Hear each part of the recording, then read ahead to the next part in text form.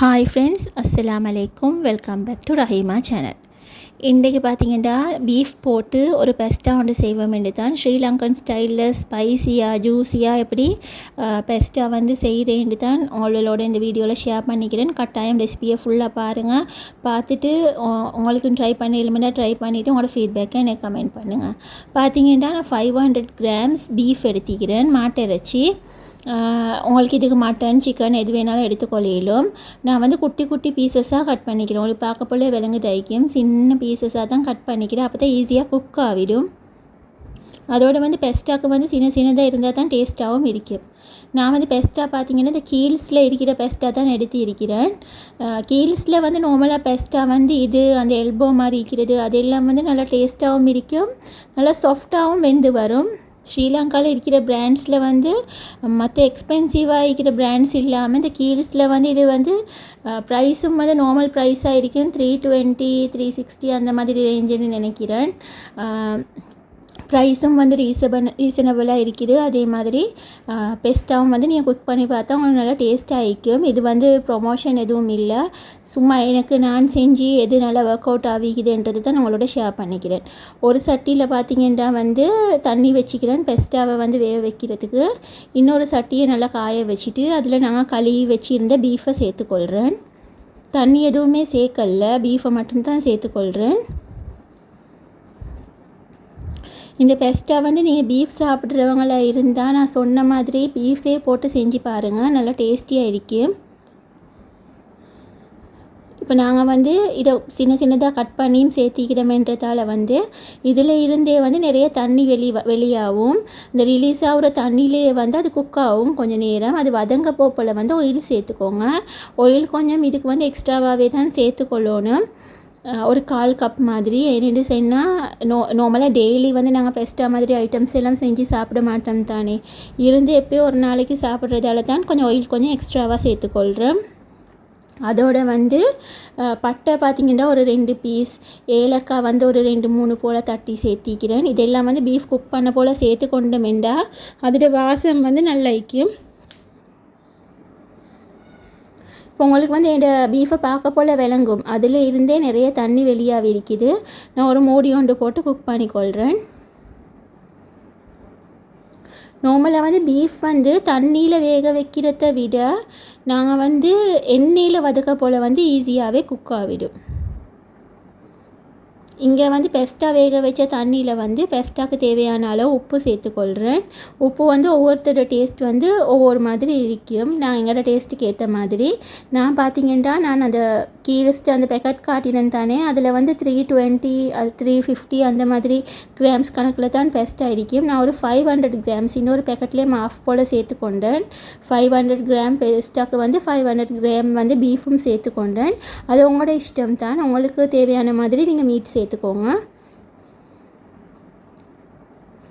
இப்போ வந்து ஒரு பிளெண்டர் ஜாரில் வந்து பார்த்திங்கன்னா 1 டேபிள் ஸ்பூன் வந்து ஜிஞ்சர் கார்லிக் பேஸ்ட் சேர்த்திக்கிறேன்.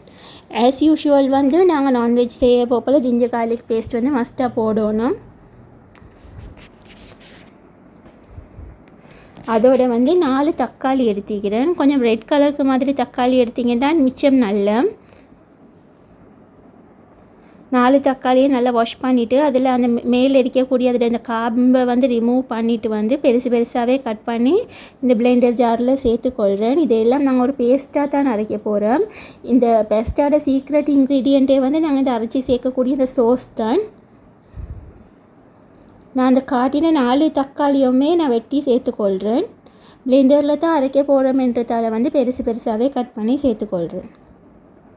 நான் சொன்ன மாதிரி இந்த சோஸையும் ரெடி பண்ணி நான் காட்டின மாதிரியே நீங்கள் இந்த பெஸ்ட்டாக செஞ்சு பார்த்தீங்கன்னா உங்களோட வீட்டில் எல்லாருமே விரும்பி சாப்பிடுவாங்க. மோஸ்ட்லி வந்து எங்கள் வீட்டில் வந்து புள்ளியோலேருந்து பெரியவங்க வரைக்குமே இதுக்கு நல்லா விருப்பம். சில்லி பவுடர் பார்த்திங்கன்னா வந்து ஒரு டீஸ்பூன் சேர்த்துக்கொண்டேன்.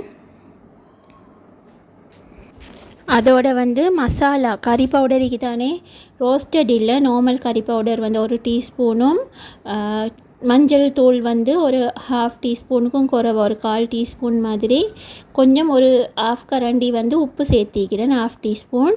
ஏனெண்டா நாங்கள் பெஸ்ட்டாக்கும் ஏற்கனவே வந்து உப்பு சேர்த்திக்கிறோம்ன்றதால உப்பு டேஸ்ட்டை வந்து நாங்கள் பார்த்துட்டு தான் சேர்த்துக்கொள்ளணும். நான் வந்து ஒரு 3/4 டீஸ்பூன் மாதிரி உப்பு சேர்த்துக்கொண்டேன். இப்போ இதெல்லாம் வந்து நல்லா பேஸ்ட்டாக அரைச்சி எடுத்து ஒரு சைடில் வச்சுக்கொண்டேன். இங்கே பார்த்திங்கன்னா என்னோடய இறைச்சி வந்து நல்லா ஒரு சைடு வந்து பொன்னிறமாகிற அளவுக்கு வதங்கணும். இன்னமும் கொஞ்சம் வதங்க விட்றேன். இது ஒரு சைடு வந்து ரோஸ்டட் ஆகுது தானே, இந்த அளவுக்கு வந்துச்சுன்னா போதும்.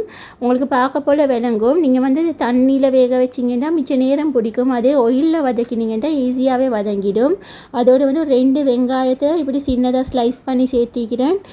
2-3 க்ரீன் சில்லி, நான் வாசத்துக்காக வந்து கேப்சிகம் சேர்த்திக்கிறேன். என்னோடய வீடியோஸ் வளமையாக பார்க்குறவங்களுக்கு தெரியும், நான் வந்து எல்லா ரெசிபிலையும் வந்து இந்த கேப்சிகம் சேர்த்துக்கொள்வேன். அதில் அந்த வாசமும் டேஸ்ட்டும் வந்து எங்கள் வீட்டில் எல்லாருக்குமே பிடிக்கும். அது ஆப்ஷனல் தான், உங்களுக்கு தேவையா சேர்த்துக்கோங்க, இல்லாட்டி ஸ்கிப் பண்ணுங்கள். இப்போ இந்த வெங்காயம் எல்லாம் சேர்ந்து வதங்கி உங்களுக்கு பார்க்க போல் விளங்கும். எல்லாமே ஒரு பொன்னிறமாக வந்திருக்குதானே, இந்த அளவுக்கு நல்லா வதங்கி வரணும். இதோடு நல்லா வதங்கி வந்ததுக்கு போகிறோம் நாங்கள் அரைச்சி வச்சுருந்த பேஸ்ட் இருக்குதானே, அதை சேர்த்துக்கோங்க.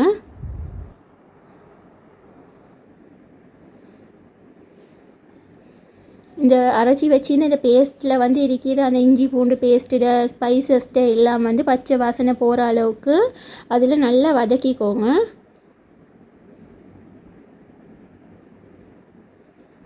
ஒரு 2 மினிட்ஸ் மாதிரி வதக்க போல் உங்களுக்கு விளங்கும். இந்த ஆயிலும் பிரிஞ்சு வருது ஒரு சைடுக்கு.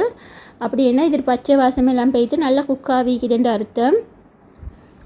இப்போ வந்து நாங்கள் அந்த மசாலா சோஸ் ஒன்று அரைச்சி வச்சிருந்தோம் தானே, அந்த பிளெண்டர் ஜாரில் வந்து நல்லா கழுவி அதில் கொஞ்சம் தண்ணி எடுத்துக்கொள்கிறேன்.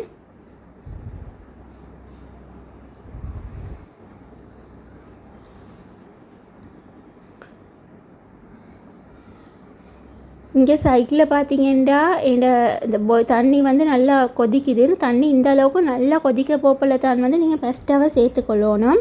நான் ஏற்கனவே சொன்ன மாதிரி ஒரு பேக்கெட் இல்லை, நான் 500 கிராம்ஸ்க்கு செய்கிறேன். அப்படின்னா 1.5 பேக்கெட் மாதிரி நான் சேர்த்துக்கொண்டேன்.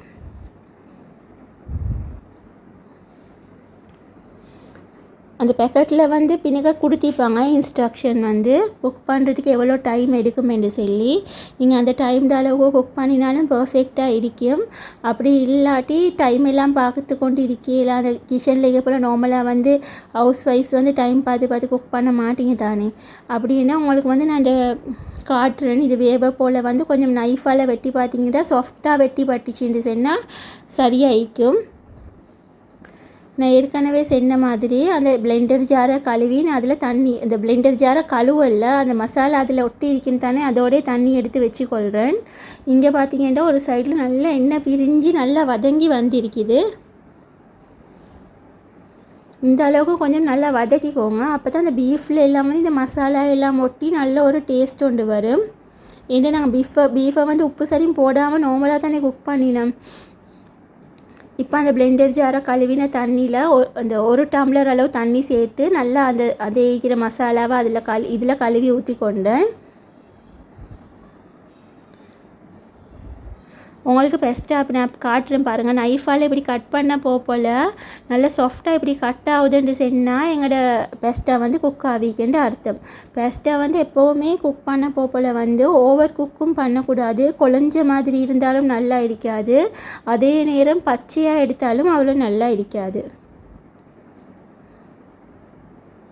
இப்போ வந்து நான் இந்த செஞ்சிக்கக்கூடிய எங்களோட பீஃப் மசாலாவோட வந்து டேஸ்ட்டை பார்த்துக்கொள்கிறேன். உங்களுக்கு பார்க்க போல் விளங்கும். நல்லா கிரேவி இருக்குது. இப்படி கிரேவி இருக்கிற மாதிரி தான் நான் செஞ்சுக்கொள்கிறேன். பெஸ்ட்டாக வந்து பர்ஃபெக்டாக குக்காக இருக்குது. கொஞ்சம் கல் மாதிரி தான் இருக்கணும், ஓவராக வேக வச்சுட வேணும். என்னென்னு சொன்னால் நாங்கள் அந்த மசாலா ஈக்கிறக்கூடிய அந்த கிரேவிலே வந்து இதை குக் பண்ணுவோம். பெஸ்ட்டாவை பார்த்திங்கன்னா நாங்கள் டெப்பை திறந்து கொண்டே தான் வந்து ஒரு ஸ்ட்ரெயினரில் வடித்து கொள்கிறோம். அப்போ அந்த டெப் தண்ணியிலே வந்து குயிக்காக அது வந்து கழுவி பட போல் அது கூல் டவுன் ஆகும். மிச்சமுமே நீங்கள் கழுவையும் தேவையில்லை. அதே நேரம் வந்து நீங்கள் சுடு தண்ணியோடய வச்சிங்கன்னா சம்டைம்ஸ் ஓவர் குக் ஆகி திரும்ப குழஞ்ச மாதிரி ஒன்று ஒட்டுற மாதிரி ஆகிடும். நான் காட்டின மாதிரி கொஞ்சம் லைட்டாக தண்ணியில் கழுவிட்டு அதில் சூடு இருக்கணும். உங்களுக்கு இன்னும் விளங்குது தானே, இந்த ஆவி போகிற மாதிரியே தான் இருக்குது. லைட்டாக தான் கழுவி எடுத்தேன். அதோடு வந்து ஒரு 50 கிராம் போல் பட்டர் சேர்த்துக்கொள்கிறேன். நான் ஏற்கனவே சொன்ன மாதிரி பெஸ்டா எல்லாம் வந்து நாங்கள் எப்போவுமே சாப்பிட்றது இல்லை தானே, இருந்து நின்று சாப்பிட்றதுன்றதால கொஞ்சம் டேஸ்டியாக கொஞ்சம் பட்டர் எக்ஸ்ட்ராவாக பட்டர் ஆயில் எல்லாம் சேர்த்து தான் செஞ்சு கொள்வோம். பட்டரே இப்போ இந்த சூடாக இருக்க போல் சேர்க்குற மாதிரி சொன்னால் அப்போ இந்த பெஸ்டா வந்து ஒன்று ஒட்டாது. அதே நேரம் பட்டரில் இருக்கக்கூடிய ஒரு நல்ல டேஸ்ட்டும் வந்து இந்த பெஸ்டாவில் வரும்.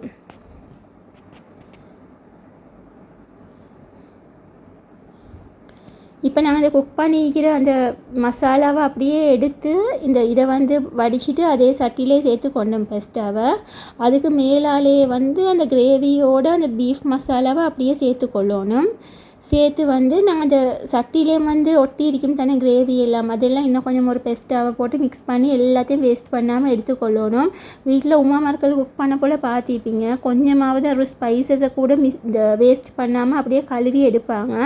அந்த மாதிரி செய்யறதுக்கு எல்லாம் கேர்ள்ஸுமே வந்து பழகிக்கொள்ளணும். வேஸ்ட் பண்ணக்கூடாது இந்த விஷயத்தையும் வந்து. உங்களுக்கு பார்க்க போல் விளங்கிக்கும். நான் அந்த கிரேவியோடையே தான் வந்து இந்த பெஸ்டாவில் சேர்த்து நல்லா மிக்ஸ் பண்ணினேன்.